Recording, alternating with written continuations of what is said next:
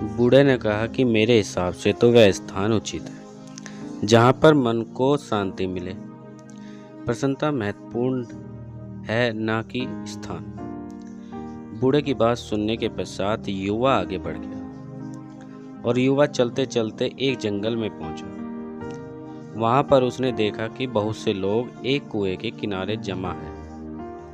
उसने उन लोगों से पूछा कि क्या हुआ।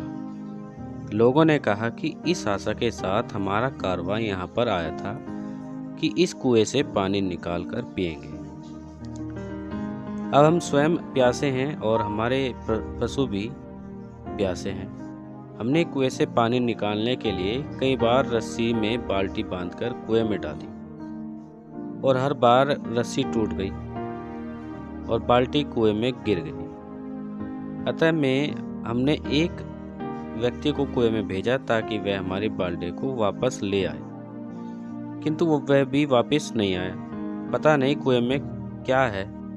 युवक जो अपने घर से काम के लिए ही निकला था, उसने ये सोचा कि इन लोगों को अपनी योग्यता और क्षमता को प्रदर्शित करने का यह बहुत अच्छा अवसर है।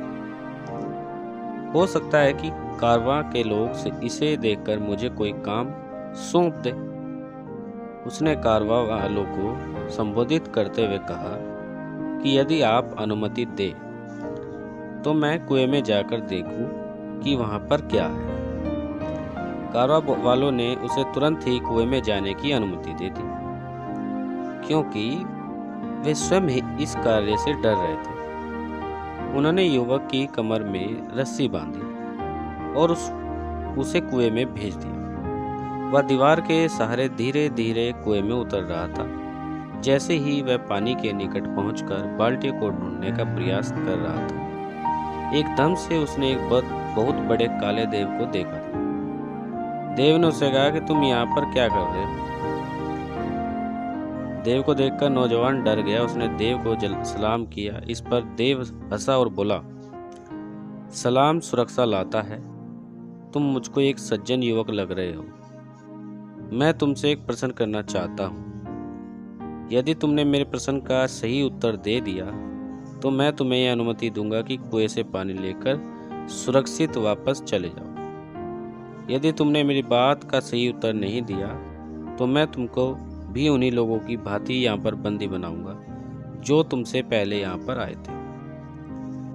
ऐसे में युवक ने सोचा कि तुम्हें क्या परेशानी थी जो यहाँ पर आए, लेकिन अब इन बातों से कोई लाभ नहीं था।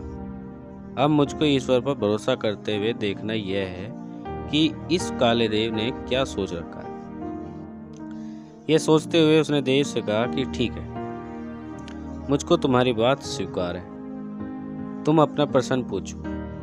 देव ने युवा से कहा कि यह बताओ कि खुशी कहाँ है। देव का प्रश्न सुनकर युवा ने कहा कि मालूम है कि खुशी तो धरती पर ही है। फिर उसने सोचा कि यदि मैं उसको यही उत्तर दूंगा तो हो सकता है कि उसे बुरा लगे, क्योंकि उसका घर तो अंधेरे कुएं में है। अभी वह ये सोच ही रहा था कि युवक को बूढ़े फकीर की बात याद आई।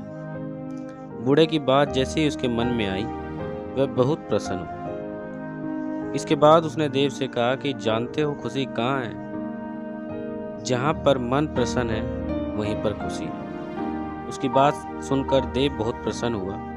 उसने कहा कि तुम्हारी बातों से पता चलता है कि तुम बहुत समझदार और अनुभवी हो। तुमसे पहले जिससे मैंने ये प्रश्न किया था, उसने मुझसे कहा था कि धरती पर पाए जाने वाले बाग खुशी का स्थल है, जबकि मुझको तो यही स्थान अच्छा लगता है और मैं इसे ही पसंद करता हूँ। देव ने कहा कि जाओ, बाल्टियों को ले जाओ। मैं तुमको 3 अनार दूंगा। जब तक अपने घर ना पहुंच जाना, किसी से भी इस बारे में कोई बात नहीं करना।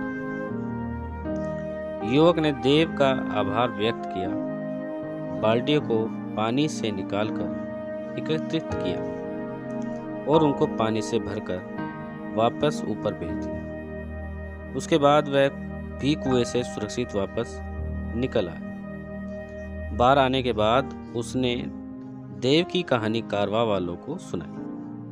किंतु अनार के बारे में उसने उनसे कुछ भी नहीं कहा। कारवा वालों से उसका आभार व्यक्त किया। फिर युवक कारवा के साथ अपने नगर वापस आ गया। जब वह अपने नगर पहुंचा तो कारवा वालों ने उसे एक गाय और भेड़ उपहार स्वरूप दी।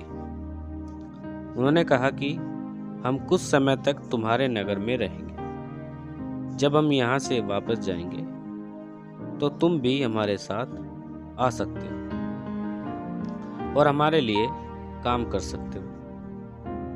इसके बाद युवक ने कारवा वालों से विदा ली और अपने घर की ओर चल पड़ा।